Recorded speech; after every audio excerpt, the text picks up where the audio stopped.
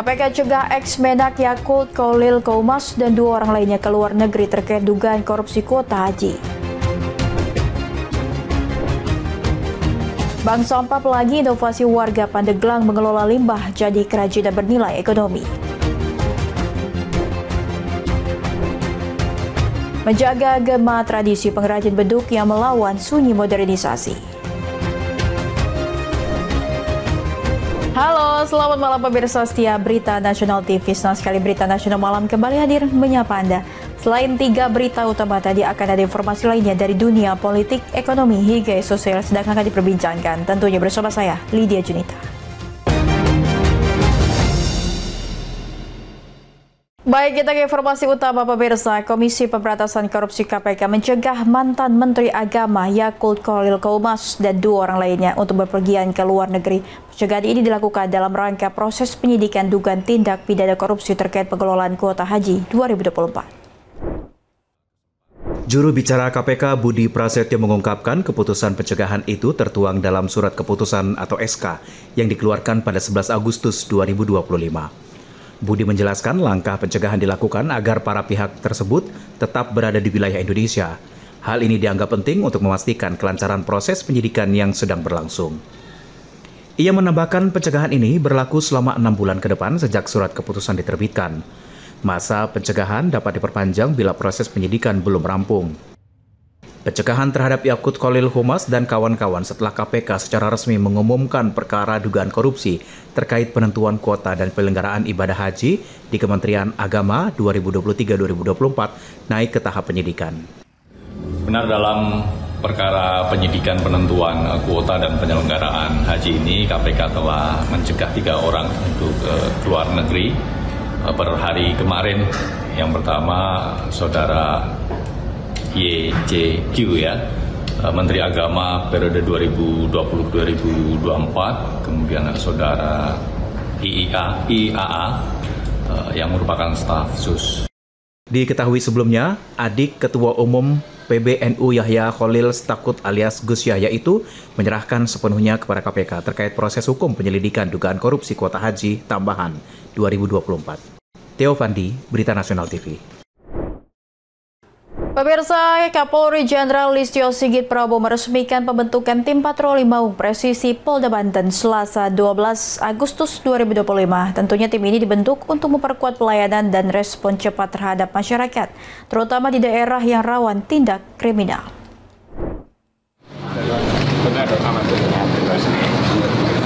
Patroli Maung Presisi melibatkan 87 personil yang dibagi menjadi 8 tim. Mereka telah mendapatkan pelatihan khusus untuk menangani berbagai bentuk kejahatan yang meresahkan warga. Kehadiran tim ini diharapkan mampu memberikan jaminan keamanan dan rasa aman bagi masyarakat di wilayah hukum Polda Banten. Selain patroli, tim juga akan bergerak cepat merespon laporan warga serta hadir di lokasi-lokasi yang membutuhkan kehadiran aparat kepolisian. Langkah ini menjadi bagian dari upaya Polri meningkatkan pelayanan publik sekaligus menjaga situasi keamanan dan ketertiban masyarakat.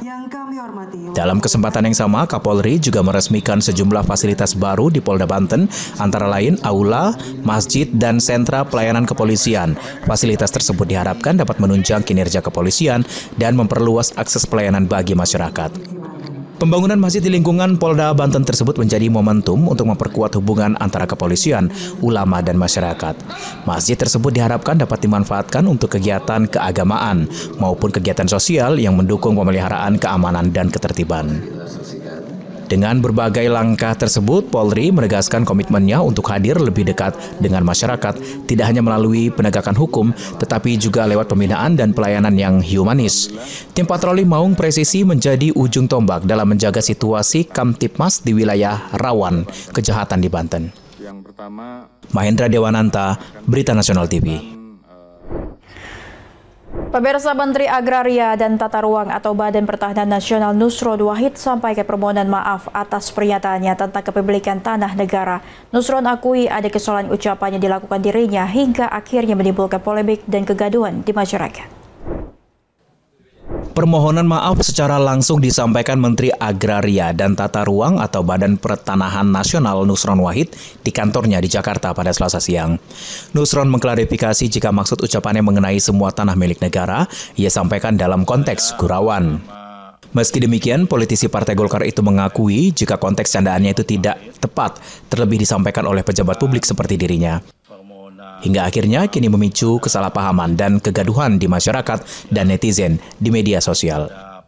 Saya atas nama Menteri ATR BPN Nusron Wahid menyampaikan permohonan maaf kepada seluruh masyarakat Indonesia, kepada publik, kepada netizen atas pernyataan saya beberapa waktu yang lalu yang viral dan menimbulkan polemik di masyarakat dan memicu kesalahpahaman.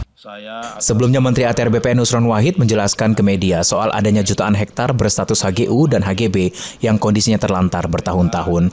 Namun dalam menyampaikan penjelasan itu ada pernyataan Nusron yang menyebut semua tanah milik negara. Theo Pandi, Berita Nasional TV. Dua anggota penanganan prasarana dan sarana umum Pejaten Timur, Jakarta Selatan jadi korban kecelakaan ditabrak mobil listrik saat tengah menepi di pinggir jalan usai kendaraan gerobak motornya kehabisan bensin. Saat ini kecelakaannya ditangani petugas Laka Lantas Polres Metro Jakarta Selatan. Video amatir mengabadikan kecelakaan lalu lintas dua anggota PPSU ditabrak oleh mobil listrik di Jalan Raya Tanjung Barat, Jagakarsa, Jakarta Selatan dari arah Pasar Minggu menuju Depok pada Senin siang kemarin. Kecelakaan berawal saat dua anggota PPSU Pejaten Timur tengah menepi di pinggir jalan lantaran kendaraan gerobak motor yang dibawa kehabisan bensin saat dalam perjalanan ke SPBU Lenteng Agung. Datangnya mobil listrik bernomor polisi B1864 UNQ justru tidak mengetahui dua anggota yang tengah menepi, namun sang sopir mobil menabraki dua anggota PPSU serta kendaraan gerobak motornya dan terpental. Menurut keterangan Lurah Pejaten Timur bernama Rocky Tarigan, dua anggotanya bernama Luki mengalami luka ringan, sedangkan Ibrahim mengalami luka serius, patah di bagian tangan, serta saat ini dalam jalani operasi di Rumah Sakit Tarakan. Yang kita ketahui ada salah satu mobil yang memang kita ketahui hilang kendali sehingga menabrak tim germor kita sehingga menyebabkan dua anggota kita mengalami kecelakaan. Meski demikian, pihak keluarga meminta pertanggungjawaban oleh pihak mobil listrik menyebabkan dua PPSU menjadi korban kecelakaan sopir yang dikemudikan.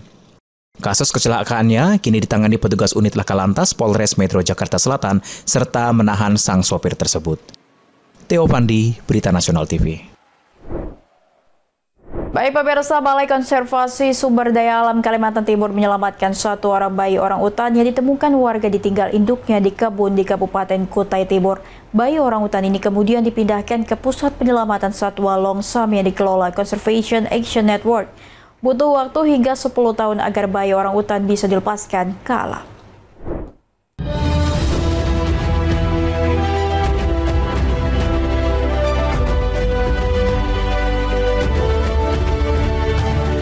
Inilah suasana penyerahan bayi orang utan dari sebuah keluarga di Desa Miau Baru, Kecamatan Kongbeng, Kabupaten Kutai Timur, Provinsi Kalimantan Timur. Keluarga ini menumpahkan orang utan ditinggalkan induknya di kebun. Mereka kemudian membawanya ke rumah dan merawatnya. Meski hanya sebentar dirawat, ada kedekatan emosional antara keluarga ini dengan bayi orang utan yang diberi nama Lukas.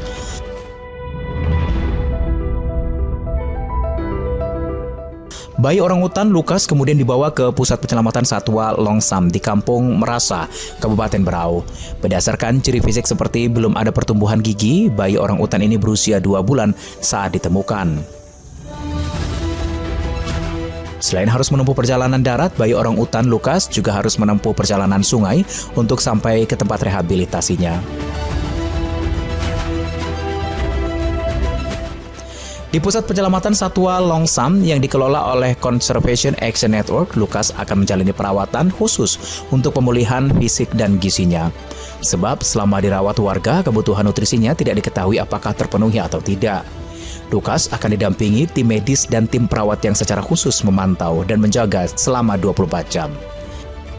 Nantinya, Lukas akan menjalani perawatan dan rehabilitasi agar punya liar seperti orang utan yang tinggal di alam. Upaya sekolah hutan akan dilakukan kurang lebih sampai bayi orang hutan itu siap untuk dilepas liarkan di alam, intinya seperti itu.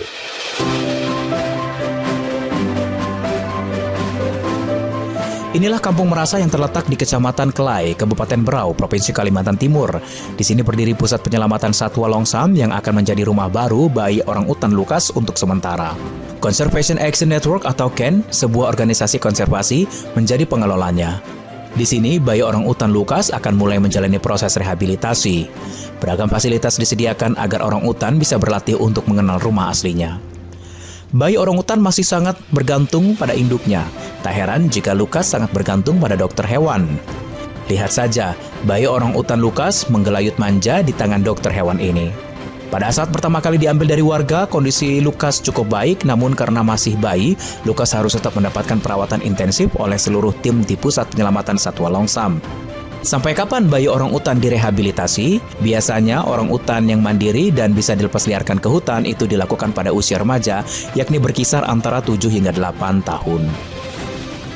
Adalah usia yang sangat baik untuk melepas liarkan. Tetapi kembali lagi, setiap orang hutan memiliki fase dan memiliki perilaku yang berbeda-beda. Ada beberapa orang hutan yang memang cepat untuk kembali ke hutan, artinya dia mampu memahami skill untuk menjadi orang hutan liar. Ada beberapa orang hutan yang memang memiliki kendala. Di kawasan berhutan ini, bayi orang utan Lukas akan menjalani proses rehabilitasi selama hampir 10 tahun. Sebuah proses yang panjang dan waktu yang lama. Kawasan seperti ini tentu akan membantu daya dukung proses rehabilitasi satwa seperti Lukas. BKSDA Kaltim menghimbau warga untuk segera melapor jika melihat atau menemukan satwa yang dipelihara warga atau terjebak hingga tidak bisa kembali ke hutan. Bayi orang utan Lukas adalah potret kepedulian semua pihak dalam upaya menjaga satwa terancam punah. Warga yang sadar dengan keberadaan satwa di sekitarnya menjadi kunci upaya penyelamatan dan juga upaya mitigasi konflik satwa dengan manusia. Sedangkan keberadaan organisasi konservasi seperti Conservation Action Network menjadi penting untuk menyelamatkan satwa yang tidak beruntung agar bisa kembali ke hutan. Dari Kabupaten Berau, Kalimantan Timur, Tim Liputan Berita Nasional TV.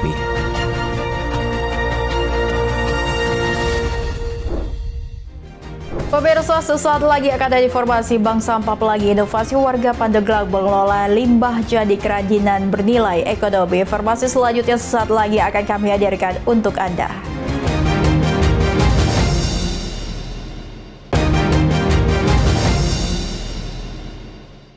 Terima kasih Anda kembali menyaksikan Berita Nasional Malam. Pemirsa, sampah bukan lagi masalah bagi ibu-ibu di Kecamatan Cadasari, Kabupaten Pandeglang, Banten. Sampah disulap menjadi produk bernilai jual.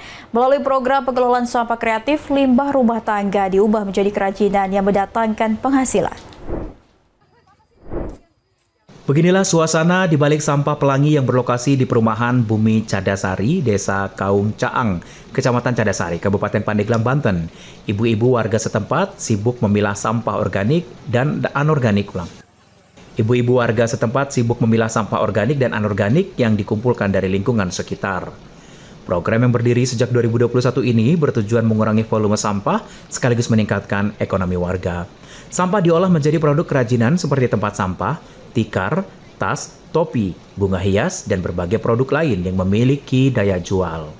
Sampah-sampah ini diambil langsung dari rumah warga, kemudian ditimbang dan dibayar menggunakan 2 sistem, secara langsung atau ditabung. Plastik menjadi bahan utama yang diubah menjadi barang hiasan. Ini di komplek ini kayaknya bagus gitu, karena ngelihat warganya itu kalau buang sampah ya semuanya beres gitu ya, terus diangkut nggak tahu deh nggak jadi uang gitu kan. Terus dilihat di media itu kan kalau bank sampah itu kan jadi uang gitu. Salah satu warga mengaku senang dengan program ini. Menurutnya selain mendatangkan penghasilan tambahan, lingkungan sekitar tempat tinggalnya juga lebih bersih dan nyaman. Menurut saya keberadaan bank sampah ini sangat bermanfaat. Selain untuk melestarikan lingkungan, bank sampah ini jadi misalkan kita punya sedikit tabungan kita bisa mengambil untuk kebutuhan. Dengan semangat inovasi dan gotong royong, warga Pandeglang membuktikan sampah pun bisa menjadi sumber peluang ekonomi yang menjanjikan. Dari Pandeglang, Banten, Firman Arif, Berita Nasional TV.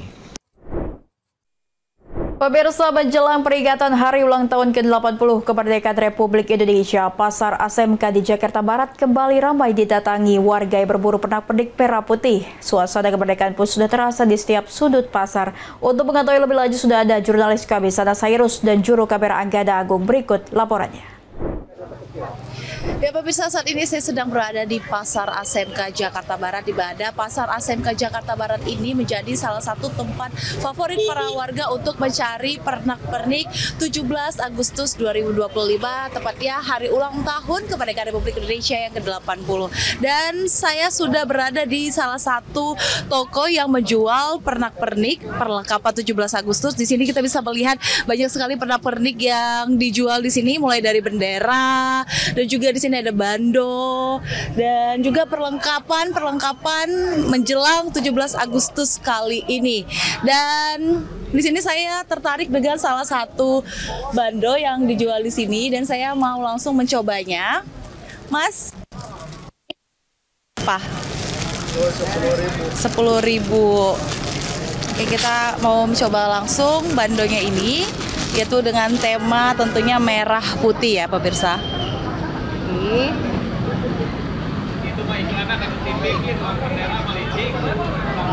Ya, kurang lebih seperti ini. Dan kita mau bertanya-tanya langsung dengan salah satu pedagang yang ada di Pasar ASMK ini. Halo Mas, dengan Mas siapa? Bima. Mas, ini jualan pernak-pernik menjelang 17 Agustus ini udah dimulai dari kapan, Mas? Dari awal Agustus. Ramai gak nih Mas untuk peminatnya? Alhamdulillah rame. Kalau boleh tahu nih omsetnya penjualan pernak-pernik merah putih ini kira-kira berapa Mas?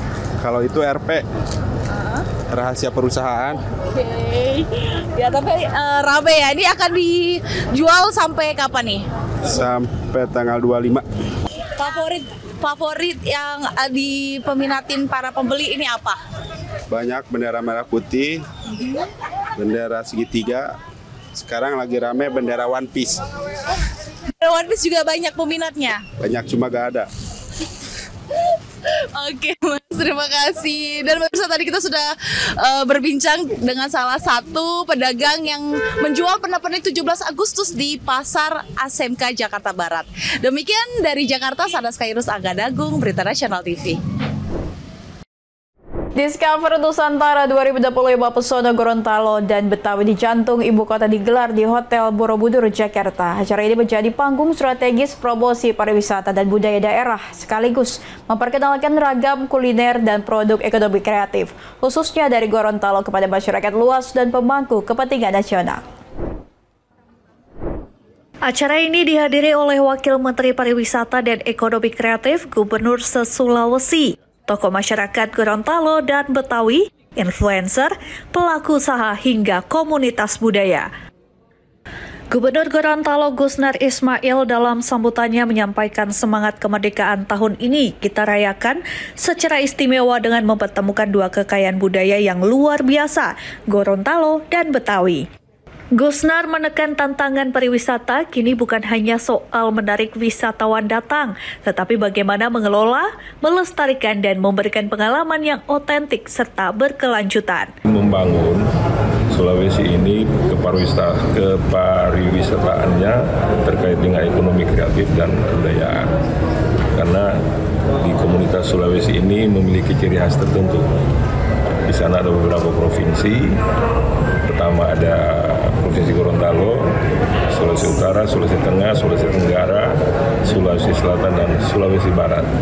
Kami mendukung pariwisata, kebudayaan, kesenian Provinsi Gorontalo, Sulawesi Tenggara, dan nanti tanggal 23 Agustus juga ada Sulawesi Barat akan hadir di sini. Dari Jakarta, Tim Liputan Berita Nasional TV. Pemirsa, sesaat lagi akan ada informasi menjaga gema tradisi pengrajin beduk yang melawan sunyi modernisasi. Informasi selanjutnya sesaat lagi akan kami hadirkan untuk Anda. Tetap saksikan Berita Nasional Malam.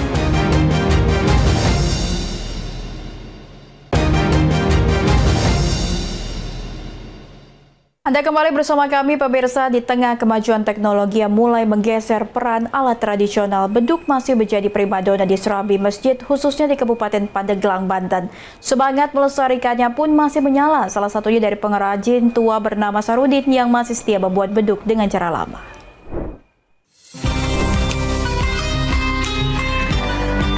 Suara pukulan kayu menggaung dari sebuah bengkel sederhana di pinggiran kota Pandeglang, Banten. Disinilah Sarudin, pengrajin beduk tradisional berusia 50 tahun, menyempurnakan satu persatu karya yang semakin langka. Di Kampung Karangtanjung, Kelurahan Pagadungan, Kecamatan Karangtanjung, Sarudin menjadi penjaga gema tradisi Islam Nusantara. Selama lebih dari 45 tahun, Sarudin telah membuat ribuan beduk untuk masjid, sekolahan, hingga pesantren di berbagai daerah, bahkan luar negeri. Semua beduk dibuat secara manual dengan bahan kayu kelapa tua dan kulit kerbau atau sapi yang dipilih khusus untuk menghasilkan suara yang nyaring dan tahan lama. Sejak usia 4 tahun, dirinya sudah akrab dengan alat petukangan beduk berkat ajaran orang tuanya yang juga pengrajin. Berkat ketekunan, kini ia menjadi salah satu pengrajin beduk yang masih bertahan di Kabupaten Pandeglang. Untuk membuat satu beduk berukuran sedang, Sarudin membutuhkan waktu 5 hingga 6 hari. Harga yang ditawarkan berkisar 4 hingga 5 juta rupiah bergantung ukuran dan bahan. Meski pemesanan menurun akibat penggunaan pengeras suara digital di masjid, semangat Sarudin tak pernah luntur. Ia bahkan mulai mengajarkan ilmu kerajinan beduk kepada anak-anak muda di desanya agar tradisi ini tidak hilang ditelan zaman. Awal mula ketertarikan dengan rapak beduk, kesenian tradisional Kabupaten Pandeglang adalah suatu kesenian tradisional yang dinamakan dengan turun-temurun, seni tradisional turun-temurun dari nenek moyang kita dulu. Beduk tidak hanya sebagai alat penanda waktu sholat, melainkan juga menyimpan nilai simbolis dalam perjalanan syiar Islam di Nusantara. Gema suaranya pernah menggaung di hampir setiap penjuru negeri, dan berkat orang-orang seperti Sarudin, gema itu masih bertahan meski tak lagi sekeras dulu. Dari Pandeglang, Banten, Firman Arif, Berita Nasional TV.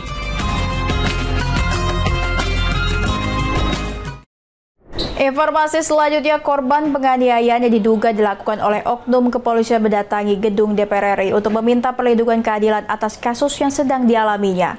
Dengan meminta perlindungan keadilan dari anggota Dewan Komisi 3, pihak korban berharap kasus yang dijalaninya mendapat keadilan hukum.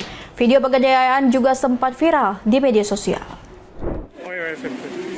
Lewat kuasa hukumnya, korban ASN yang berinisial AHP meminta perlindungan hukum ke Komisi 3 DPR RI atas dugaan penganiayaan terhadap dirinya. Ironisnya, ASN yang menjadi korban tersebut justru dilaporkan balik oleh oknum tersebut seolah-olah bahwa korban AHP lah yang melakukan penganiayaan. Kami membuat laporan perlindungan hukum, ya kan, atas dugaan tindakan penganiayaan oleh oknum anggota BRIMOB yang sebetulnya sudah sempat kami laporkan ke Polres Metro Jakarta Utara pada beberapa minggu lalu dan sempat viral kasusnya, kita tahu sama-sama. Nah, kenapa kami melakukan laporan ke Komisi 3 DPR RI? Ya kan? Karena klien kami, Aldi, ya kan, yang dalam hal ini menjadi korban, malah dilaporkan oleh oknum anggota BRIMOB tersebut seolah-olah dia adalah pelaku penganiayaannya. Dan anehnya, kami kemarin mendapatkan surat SPDP dari Polres Jakarta Utara. Laporan terhadap klien kami, Saudara Aldi, dinaikkan ke penyidikan. Anak ini ikut kepada klien kami, si Aldi, ya kan? Kemudian istrinya ini mengajak klien kami untuk ketemu, katanya mau makan-makan bareng karena kangen sama anak. Klien kami tidak punya pikiran yang negatif. Akhirnya pertemuan tersebut diiyakan, terjadilah pertemuan di Mall Kelapa Gading, Jakarta Utara. Nah, kemudian dari pertemuan tersebut, rupanya mantan istri dari klien kami ini membawa keluarganya, sepupunya, pembantunya, termasuk 2 terduga anggota BRIMOB ini. Setelah itu, klien kami meminta anaknya untuk dibawa oleh dia. karena itu masih giliran dari klien kami untuk sama anaknya ya kan. Hal itu tidak diizinkan, akhirnya terjadi percekcok ke situ. Nggak lama kemudian dari belakang langsung datang 2 anggota BRIMOB itu tadi memukul klien kami sampai klien kami tersungkur ke bawah. Seperti yang di video-video itu ya, Bang. Di video tadi kan ada fotonya bajunya robek di belakang.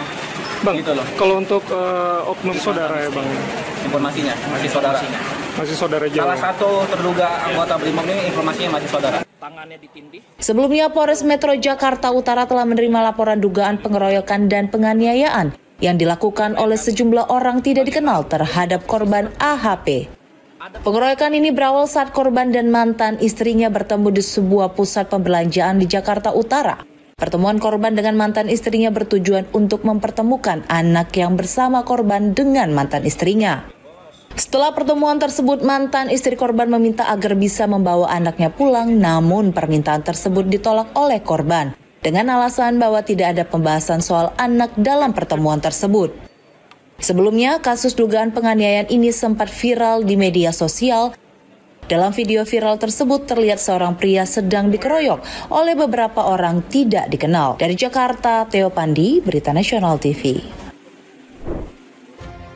Pemirsa, demikian berita nasional malam telah menemani Anda. Saya Lydia Junita beserta kru yang bertugas pamit undur diri. Selamat malam dan selamat beristirahat.